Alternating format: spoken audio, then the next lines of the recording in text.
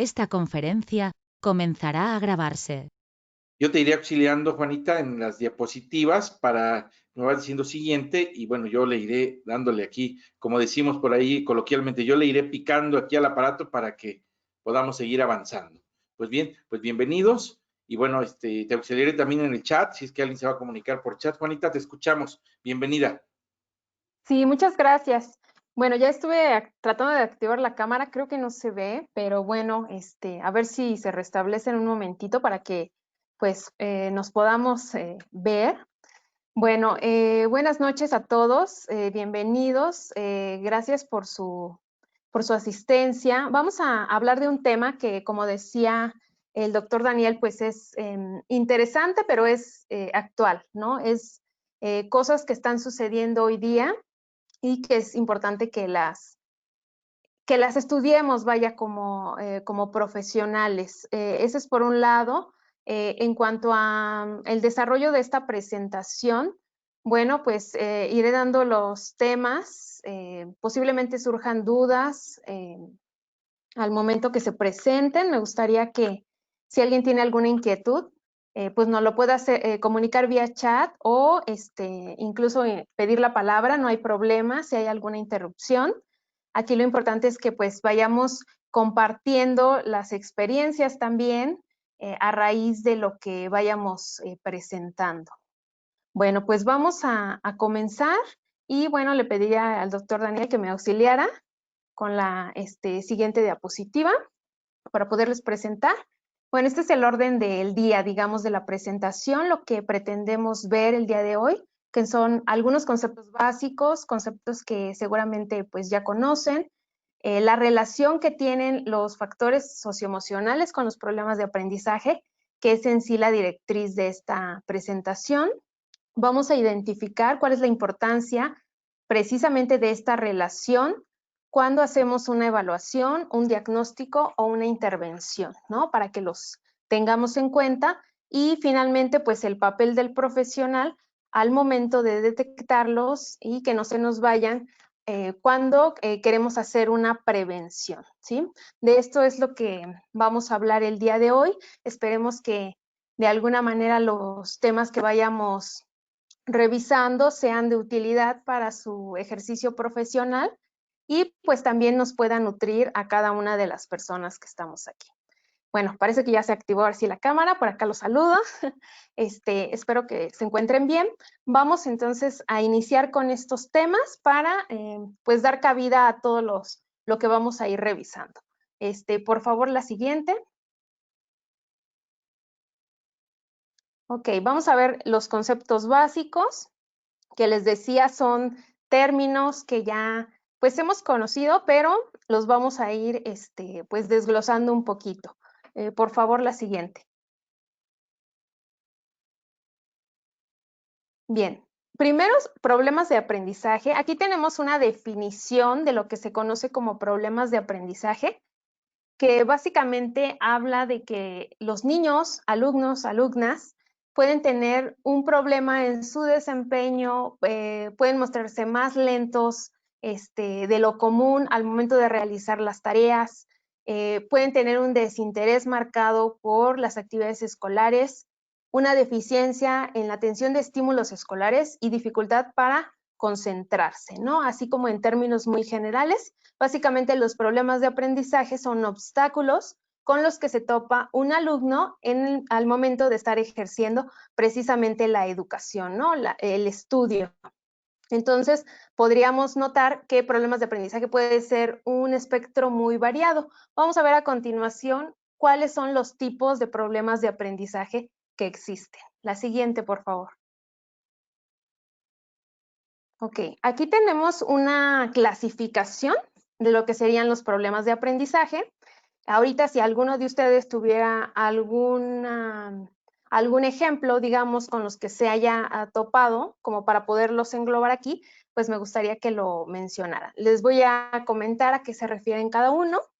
Tenemos primero los problemas de aprendizaje específicos, que ahí se engloba básicamente lo que es la dislexia, la disgrafia, la disortografía y la discalculia. En otras palabras, son problemas que tenemos al momento de la lectoescritura y las matemáticas. Cuando los niños son evaluados y resulta que su inteligencia está bien, que no tienen problemas sensoriales, problemas motrices, que todo en su casa está bien, y aún así tienen problemas para aprender estos términos, ¿no? Lo que es la lectura, la escritura y las matemáticas. Tenemos a lo que son los problemas inespecíficos. Son alteraciones básicamente que tienen que ver con algunas zonas del cerebro y que afectan cuestiones de los procesos cognitivos, perceptivos, motrices, atencionales, lingüísticos o de las funciones ejecutivas. Todo lo que se refiere a lo que serían las praxias, las noxias, las fascias, todo ese tipo de funciones que hacen que podamos acceder a lo que es la lectura, la escritura o el cálculo, pero que no están definitivamente englobados en la primera categoría. Y luego tenemos a los problemas de aprendizaje ambientales, cuando los niños empiezan a tener conflictos por cuestiones sociofamiliares, pedagógicos o culturales. Aquí es donde entraría que los alumnos tienen un problema familiar, un problema en cuanto a la socialización o problemas en cuanto a la enseñanza que les dan en la escuela, ¿no? Entonces, aquí tenemos una clasificación de lo que serían los problemas de aprendizaje y pues prácticamente todos estos pueden ser temas que llegan a un consultorio, que llegan con un profesional. Es decir, los consultantes llegan porque tienen algún detalle. A veces sabemos que el rendimiento académico no necesariamente está ligado a un problema de aprendizaje. Puede que esté ligado a otros factores. Algunos consultantes llegan con el motivo de consulta es, mi hijo no retiene, es lo que dicen los padres, ¿no? O lo mandaron porque tiene problemas en matemáticas, como digamos que temas muy ambiguos, pero si nosotros tenemos una clasificación como esta, podríamos englobar ese tipo de problemas. Entonces, es común que en los consultorios lleguen problemas como no muy claros y sería nuestra labor como poderlos englobar, ¿no? En ese sentido.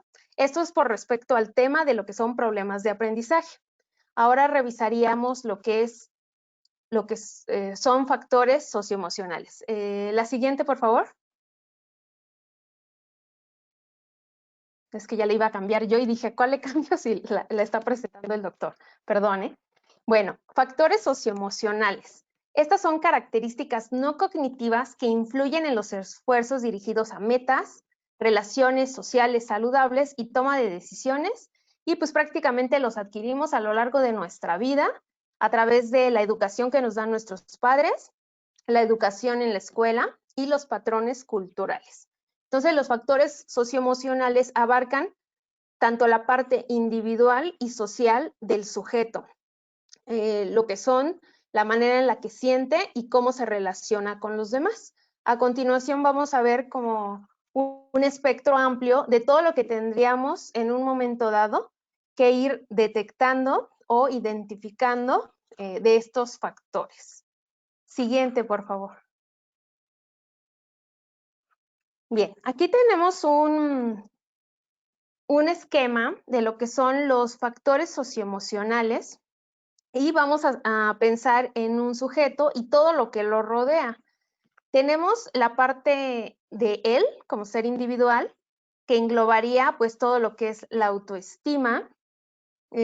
Después vendría la cognición social, que es un tema muy, más que de moda, muy actual, donde habla de cómo nosotros identificamos las relaciones sociales. A partir de las relaciones sociales que nosotros identificamos, es como se van creando estructuras en nuestro cerebro de cómo relacionarnos a futuro con la gente. Luego viene el ambiente familiar, que también es importante. El contexto en el que nosotros crecemos, nos desarrollamos, el afecto que recibimos de nuestros padres. Después viene también la calidad de vida. ¿Cómo es la forma en la que un alumna vive? Tanto en cuestiones de higiene, de cuidado, y cuestiones también ambientales. Y finalmente, ya en un espectro más amplio, vienen los aspectos culturales, ¿no? ¿En qué país crezco? ¿Qué noticias hay a mi alrededor? ¿Cuál es la economía en general? Entonces, prácticamente estamos abarcando la cuestión emocional y social de un individuo, pero a un espectro amplio. Entonces, cuando nosotros hablamos de factores socioemocionales, mucha gente nada más se limita a las emociones que siente alguien, ¿sí? Pero básicamente es toda la parte emotiva, afectiva y social que tiene el individuo. Y la verdad es que este factor lo tenemos pues desde que somos pequeños y conforme nos vamos desarrollando a lo largo de la escuela. Entonces, partiendo de lo anterior, ¿cuáles son los problemas de aprendizaje y los factores socioemocionales? Vamos a ver cómo se interrelacionan estos y cómo pueden afectar al alumno. Siguiente, por favor. Ok, vamos a ver entonces la relación de ambos conceptos, lo que serían factores socioemocionales y los problemas de aprendizaje. La siguiente. Ok, esta relación es de tipo bidireccional. Uno afecta al otro, pero de manera dúplex, ¿no? O dual. Es decir, un problema de aprendizaje puede desembocar en factores socioemocionales, pero también factores socioemocionales pueden afectar a los problemas de aprendizaje. Entonces, esta relación dual, bidireccional que tienen estos dos factores hacen que de alguna manera caigamos en un círculo. Entonces, cuando un niño tiene problemas de aprendizaje, hace que se sienta mal y por consecuencia el problema de aprendizaje se agudiza. O al revés, un niño que tiene algún factor socioemocional que no está bien, hace o le puede desembocar a un problema de aprendizaje y ese por consecuente agudizar a los factores socioemocionales. A continuación, pues vamos a ver algunos ejemplos. Siguiente, por favor. Sí, hay una pregunta, ¿la puedes abordar en este momento? A ver, Sí. la reviso acá en el chat. Te la comparto, nos pregunta Mara Durán, ¿qué es la cognición social? Sí, la cognición social es la capacidad que tienen los individuos de identificar las relaciones interpersonales. Les decía, cuando nosotros tenemos buenas relaciones interpersonales a lo largo de nuestra vida, cuando somos pequeñitos, identificamos que las relaciones interpersonales son buenas o son favorables y por consecuencia seguimos construyendo relaciones interpersonales. Cuando un individuo tiene un ambiente desfavorable en su casa, por ejemplo, y aprende a que no es bueno relacionarse con la gente o las relaciones son medio destructivas, es lo que va construyendo y eso hace que las personas tengan una dificultad para poder relacionarse. Básicamente, sabemos que la cognición es la capacidad que tenemos para pensar, pero en este caso involucramos lo social. ¿Cómo distingo mis relaciones sociales? Básicamente, a eso se referiría lo que es la cognición social. Muchas gracias.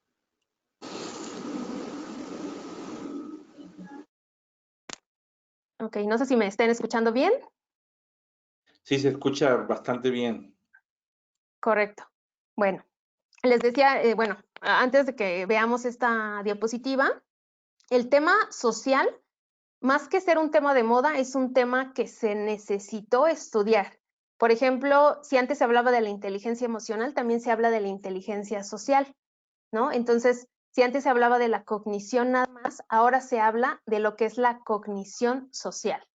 Entonces, por eso es que ha cambiado un poquito pareciera que son conceptos nuevos, pero en realidad son conceptos que se ocupan, ¿no? Dejen aquí, cierro esta parte de la cámara porque parece que se frició un poquito, pero pues espero que me estén escuchando sin problema y bueno, ahorita la vuelvo a activar. Aquí tengo en la pantalla ejemplos de lo que sería la relación bidireccional de los problemas de aprendizaje y los factores socioemocionales. En un primer ejemplo, Si experimentamos problemas académicos, hace que el estudiante se frustre. ¿Y cómo va a repercutir en lo socioemocional? La persona va a tener problemas en su autoestima y en su deseo de aprender, ¿no? Su motivación va a disminuir.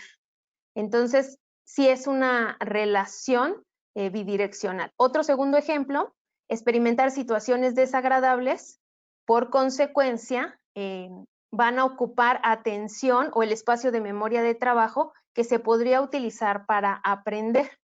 Ejemplo, si un alumno está experimentando alguna situación en casa, seguramente eso va a repercutir al momento de estar enfocado solamente en ese problema y no dedicarse, por ejemplo, a aprender cuál es el procedimiento matemático que hay que seguir para hacer una operación, ¿no? Por ejemplo.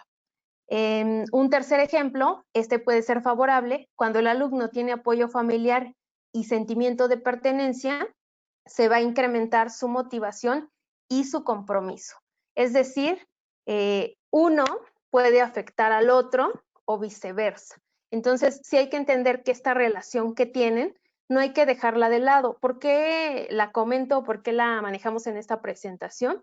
Por lo siguiente, normalmente siempre se hace la evaluación o siempre se piden datos en cuestiones socioemocionales, pero tratemos de ser honestos qué tanto los tomamos en cuenta. Es decir, sí se toman en cuenta porque nos han enseñado que es parte de lo que hay que recopilar, pero qué tanto puede influir en cómo el alumno aprende o cómo el alumno se siente. Entonces, por eso la importancia de tomarlos en cuenta, ¿ok? Entonces, estos serían ejemplos de la relación que tienen ambos, tanto los problemas de aprendizaje como los factores socioemocionales. Siguiente, por favor.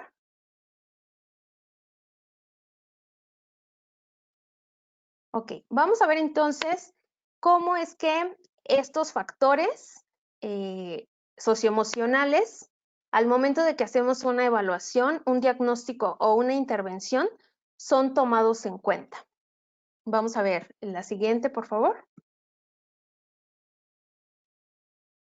Ok, cuando nosotros queremos hacer una evaluación, para hacer una evaluación integral de esos problemas de aprendizaje o esos posibles problemas de aprendizaje, tendremos que tomar en cuenta 4 factores. La entrevista, la anamnesis, el historial clínico, donde hacemos la ficha del alumno, del paciente, del usuario, y vamos recopilando la información. Por otro lado, la observación, que esta sabemos que la tenemos que realizar, pero no le damos la importancia debida, ¿no? Ahorita vamos a hablar un poquito al respecto. Todo lo que son las pruebas psicométricas, que son las pruebas con las que vamos a ir pues haciendo una evaluación de tipo cuantitativa, y pruebas informales que también el profesional de alguna manera debe de aprender a construir para realizar una evaluación integral. Vamos a ver a detalle cada una de estas, todas relacionándolas con los factores socioemocionales. La siguiente, por favor. Ok, la entrevista. Cuando nosotros realizamos una entrevista y hacemos el llenado de la anamnesis, sería conveniente que se pueda entrevistar a las 3 partes, ¿no? Hablando de cuestiones de aprendizaje, al niño, al profesor y al padre de familia. Bien es cierto que no siempre vamos a tener la cooperación, por ejemplo, de los profesores. Entonces, a lo mejor aquí sería conveniente mandar algún cuestionario, alguna lista de cotejo que nos pudiera hacer llegar el profesor posteriormente. Si nosotros entrevistamos al niño tratando de ver el espectro de todo lo que tendríamos que revisar, independiente de las pruebas que se realicen, tendríamos que hablar con el niño para ver cómo es el funcionamiento de él y la vida familiar. O sea, que de primera mano el alumno o alumna a la que se está evaluando podamos saber cómo lo tratan en la casa, qué apoyo le dan escolarmente, cómo él percibe sus propias capacidades, ¿sí? En cuestión de los profesores, será importante saber cuál es el proceso de aprendizaje que tiene el niño, es decir, cuál es la dinámica que tiene en el aula, de qué manera se desarrolla y de qué manera tiene relación con los demás compañeros, ¿no? Con sus pares. Y finalmente con los padres, que posiblemente sean los que nos den una mayor información en estos aspectos, sería indagar cuál ha sido el desarrollo del niño. Sabemos que en una anamnesis pues sí hacemos todo el historial, pero sí es importante saber de qué manera ha venido desarrollándose, qué recursos familiares tiene. Aquí sería importante cuál es la formación académica que tienen los padres, porque a partir de ello podemos saber qué grado de apoyo recibe. Esto parece que no influye, pero sí influye bastante. ¿Cuáles son los factores de riesgo y de protección que los mismos padres dan, ¿no? Para saber de qué manera podemos ayudar al niño. Yo les pondría de ejemplo ya en la práctica, los consultantes a veces dicen, es que mi hijo no retiene, así, literal, ¿no? Y al momento que hacemos las pruebas o vamos observándolo, vemos que a lo mejor es un niño o una niña muy vivaracho, platica, etcétera. Entonces, sí sería conveniente ver con los padres de qué manera su hijo interactúa en casa, si resuelve problemas, ¿no? Problemas de la vida cotidiana, por ejemplo, cómo sigo una instrucción, de qué manera a lo mejor hasta hacen una travesura. Es decir, tratar de ver cuál es la dinámica que tiene en casa el niño para tratar de entender por dónde va el problema o el posible problema que pueda tener.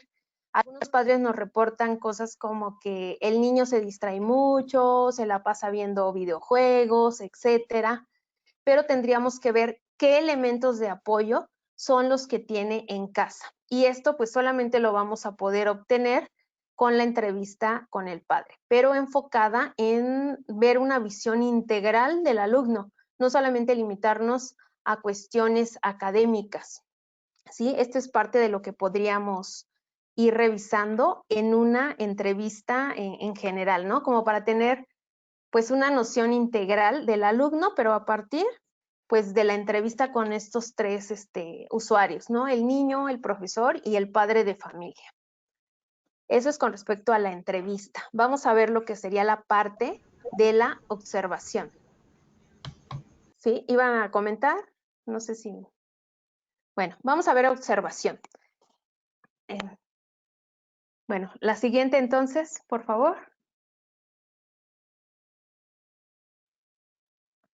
La observación.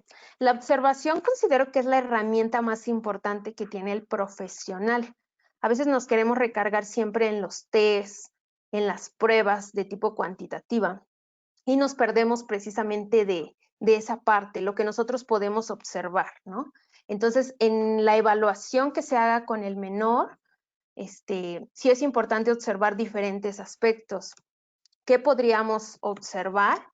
De qué manera presenta sus trabajos, si tenemos la oportunidad de ver sus cuadernos, cuál considera que es su mejor habilidad, de acuerdo a lo que el profesional observe, cómo es que aprende, ¿no? Porque a veces cuando llegan al aula y se enfrentan ante un pizarrón y a lo que sería en este caso cuadernos y hacer ejercicios, a veces se pasman, pero posiblemente aprendan otras cosas, porque luego ha habido niños que en videojuegos aprenden estrategias, pero en la escuela no pueden aprender. Entonces, ahí es lo que tendríamos que observar. ¿Cuál es la actitud ante la escuela? ¿Qué hacen cuando les decimos escuela? ¿Cuál es su reacción? La forma en la que interactúa, ya sea con un adulto o con sus pares, la respuesta al aprendizaje que tiene, cuál es su mejor habilidad, de qué manera presenta trabajos, cómo organiza los estímulos y cómo aprende, ¿no? O sea, en general, tendríamos que ver cuáles son los factores de riesgo y los factores de protección que posee el alumno para poder entender de qué manera lo vamos a poder ayudar, que esa sería básicamente pues la finalidad de esto, ¿no? En la observación. A veces observamos pues la manera en la que el alumno está presentado, o sea, su presentación física, también observamos su lenguaje, observamos actitudes que tiene, pero ya en este aspecto de problemas de aprendizaje tendríamos que tratar de ser muy observadores en cuanto a detectar cómo es que la persona de alguna manera va resolviendo problemas, entiende instrucciones, ¿no? Puede darse a entender, ¿no? tratar de ver todas estas habilidades. Siguiente, por favor. Ok, luego aquí vienen pues las pruebas psicométricas. La verdad es que hay un ramillete de pruebas. Tenemos muchas pruebas que se manejan para tratar de evaluar al alumno. Por lo regular hay que pues ver todas las áreas para que podamos hacer una evaluación integral. Tenemos pruebas que miden lo que es la visopercepción. Ejemplo, tenemos Bender, tenemos figura compleja de Rey, ¿sí? Como herramientas que nos permiten ver la visopercepción, la cual afecta en ocasiones lo que es la lectura y la escritura. Pruebas de inteligencia, como el WIS-4, Raven, que nos pueden dar un panorama amplio de la capacidad o de la habilidad intelectual que tiene el alumno. Pruebas de atención, como CARAS, D2, que también se utilizan para este aspecto. Pruebas de lenguaje, ¿no? Como Peabody o Illinois, ¿no? O pruebas simplemente de articulación.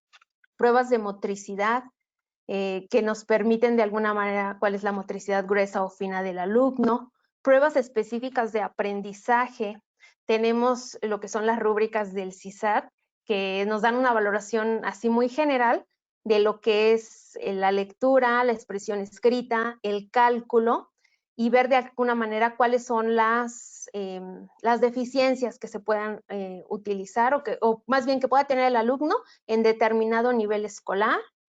Pruebas que evalúan la personalidad, como podrían ser, no sé, el cuestionario de Eisen, el CPQ, que está basado en el 16PF, algunas pruebas proyectivas, pruebas de autoestima como Coppersmith, que nos permiten en esa escala ver cuál es la autoestima que tiene el alumno, a lo mejor en diferentes áreas.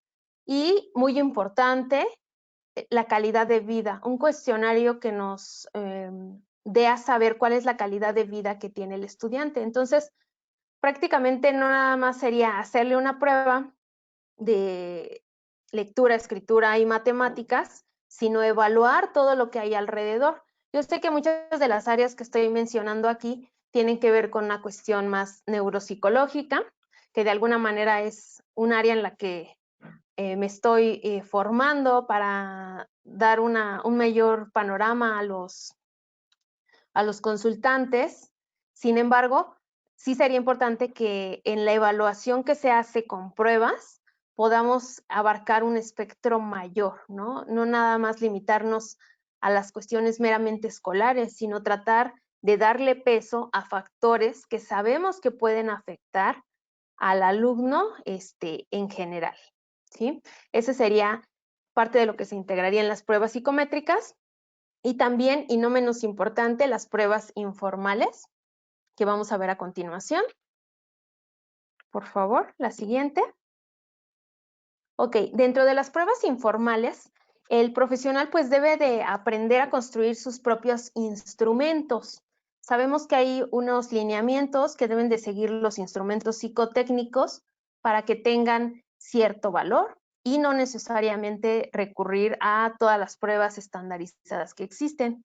Entonces, podríamos hacer una prueba de ejecución y comprensión lectora para ir evaluando cuáles son las habilidades que tiene el alumno, ¿no? Todo lo que es la fluidez, la precisión, la comprensión que tiene. Podemos hacer pruebas de dictado y copia de texto para ir evaluando precisamente factores, ¿no? Todo lo que es caligráfico, ortográfico, organización espacial que tienen los textos, razonamiento matemático, las operaciones básicas. Los alumnos cuando llegan a los números enteros están bien, pero cuando les damos fracciones, ahí es cuando empiezan a tener conflictos, ¿no? Entonces, evaluar esa parte, orientación espacio-temporal para saber la noción que tiene, construir listas de cotejo o escalas estimativas que nos permitan ver cuáles son los hábitos escolares que tiene el alumno y los hábitos familiares, ¿no? Que tiene en casa. Ahorita, pues en un momento hablaríamos de esa parte a manera de reflexión de lo que nos mencionaba el doctor Daniel, de el aprende en casa, todo lo que es aprendizaje a distancia, porque ahí ya nos vino a mover toda esta parte, pero también podríamos evaluar las conductas que hay en el aula y las conductas que hay en casa.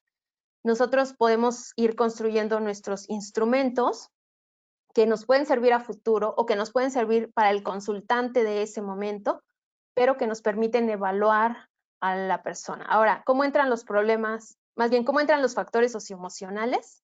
En que cuando hacemos una entrevista, sí pregunto cosas muy básicas, pero no me olvido de las cuestiones socioemocionales. Cuando hago mis pruebas, cuando hago mi observación, también me enfoco en lo socioemocional. Cuando hago mis pruebas estandarizadas, sí hago mi batería, pero también le doy peso a lo socioemocional. Y cuando hago mis pruebas informales, evalúo todo lo que tenga que evaluar para las cuestiones de aprendizaje, pero no dejo de lado las cuestiones sociales y familiares, ¿no? Entonces, esa es de alguna manera la directriz que de alguna manera se propone y se siga para ver al alumno. Vamos al siguiente. Ok, el diagnóstico. El diagnóstico que es luego el coco de todos, ¿no? Entonces, la finalidad del diagnóstico básicamente es hacer una intervención buena. O sea, para eso queremos diagnosticar, porque queremos otorgar el tratamiento adecuado. Pero resulta que el diagnóstico categorial, el que todos conocemos, tiene ciertas limitantes. O sí tienes o no tienes un trastorno. Pero a veces muchos pacientes o muchos consultantes tienen rasgos. Entonces, sí tiene rasgo, pero a la vez no lo diagnostico porque no cumple con todo, pero ¿qué hago con esos rasgos, no? Entonces, se sugiere que se haga un diagnóstico más dimensional, que de alguna manera nos ayude a ver cuáles son las áreas que están mal en el alumno y cuáles son las que están bien. Es decir, cuáles son las fortalezas y debilidades que tiene este alumno a partir de todo lo que ya hice, a toda la evaluación, ¿no? La entrevista, las pruebas informales, y al final desemboca en realmente ver cuáles son las áreas que el alumno tiene que trabajar, basándonos ya en la intervención que se tiene que hacer, o bien cuáles son las áreas que tiene bien, porque a veces algunos alumnos aprenden simplemente de otra manera, pero no los vamos a ver realmente porque nos estamos enfocando a lo que sería seguir todo el proceso, ¿no? Entrevisto, lleno mi anamnesis, luego mis pruebas y ya finalmente hago mi diagnóstico. Tratemos de no patologizar, ¿no? O sea, que forzosamente tenga una situación de trastorno y entonces sí, porque el trastorno muchas veces no nos da elementos para poder hacer una intervención. Sin embargo, si evaluamos todas estas áreas, podríamos en un momento dado ayudar al estudiante, ¿no? Que está teniendo problemas, ¿sí? Eso sería en cuanto a lo que es el diagnóstico y vamos a ver la intervención. El siguiente, por favor. Ok, en la intervención, aquí se buscaría que la intervención se recomiende en las 3 áreas, ¿no? En lo que es, pues, el consultorio, que son herramientas enfocadas a desarrollar competencias escolares y socioemocionales, no de embalde que ya existan materias a lo mejor en ensayo que se llaman aprendizaje socioemocional o factores socioemocionales, ¿no? El hogar, que se incluya psicoeducación para los padres, darle esa importancia al apoyo escolar que le deben dar a los alumnos, estrategias de apoyo para los mismos padres que pueden ayudarle a sus hijos, y en la escuela, pues una adecuación en la enseñanza, aprendizaje y un monitoreo, ¿no? Pedir a los profesores que sean los aliados para que de alguna manera podamos llegar al mismo puerto con los estudiantes. Sí, ese sería como parte de la intervención. Normalmente la intervención que se hace es, te dejo ejercicios o vamos haciendo ejercicios, se programa, pero muchas veces no se incluye esta cuestión del fortalecimiento socioemocional. A mí me ha tocado consultantes, niños, ¿no? Que dicen, es que soy un tonto, así tal cual lo dicen, y le digo, no, no eres un tonto, simplemente ves la B y la D las confundes, y por eso estamos haciendo los ejercicios. pero algunos niños sí se quedan con esa idea, pero ¿por qué no entiendo esto? ¿O por qué no entiendo las matemáticas? Entonces hay que ir fortaleciendo a los niños en ese sentido. A veces los niños tienen doble problema, el problema de las matemáticas más el problema de no ser comprendidos o de no sentirse suficientes, ¿no? Entonces es parte de la intervención que también se tiene que realizar. Bueno, y ya finalizando, sería el papel del profesional. El siguiente, por favor. ¿Sí? El papel del profesional en todo esto, ¿no? Esa importancia que le damos a las emociones, a las relaciones sociales, en las cuestiones escolares, es importante que la tomemos en cuenta como profesionales, no dejarla de lado. Como yo les decía, si llenamos una anamnesis y esa anamnesis en la escuela nos enseñan, hay que ir revisando todos los puntos porque todo afecta, pero ¿qué tanto realmente lo tomamos en cuenta al momento de hacer una intervención, de hacer una evaluación con los estudiantes que tienen algún problema? Siguiente, por favor. Sí, aquí básicamente es no pasar por alto los factores socioemocionales. Ejemplo, a lo mejor le estamos haciendo una prueba y el niño se pone nervioso, se pone ansioso y quizá como se pone nervioso ante un test, lo relaciona automáticamente con un examen, ¿no? ¿Por qué tiene esa aversión hacia el examen o hacia ser evaluado? Habría que ir trabajándolo, ¿no? Y pues ver al alumno como un ser integral, ¿no? Que tiene muchas dimensiones. A veces siempre tendemos a ver lo malo, como que nos han enseñado que, busquemos con nuestro ojo clínico qué es lo que tiene mal porque lo vamos a reparar y no va tanto por ahí, más bien, y este individuo cómo ha sido funcional, cómo ha ido logrando las cosas, cómo lo podemos ayudar para que estas fortalezas que tiene le ayuden a salir adelante, porque los individuos siempre tratamos de compensar, así como el cerebro compensa ciertas funciones, también lo hacen los alumnos en la escuela, de qué manera lo compensan, porque a veces ni siquiera se percatan que tienen un problema, ¿no? Y ya, siguiente, por favor.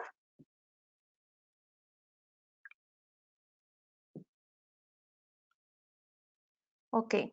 Y ya de alguna manera, a modo de ir concluyendo esta parte, ver la función, la visión integral más bien del alumno, ¿no? Ver su contexto, las competencias que tiene, de qué manera se ha desarrollado, pues para poder entender ante quién estamos y de qué manera lo podemos apoyar. A veces se tiene muy, muy marcado que hay que buscar qué es lo que está determinando que tenga un problema y sobre esa base nos vamos, ¿no? Pero no tratamos de ver, llega un individuo, bueno, en este caso un niño, una niña, un consultante, de qué manera lo podemos ayudar para que ese alumno potencialice todo lo que tiene. Quizá realmente tiene funciones muy, muy limitadas. ¿Por qué? Porque a lo mejor en su casa no hay apoyo, quizá en su casa sus papás no tienen un nivel escolar más amplio y no hay manera de que lo puedan apoyar. Quizá no se siente suficiente, independiente de que tenga algún problema. ¿Cuál ha sido el desarrollo que ha tenido en la escuela?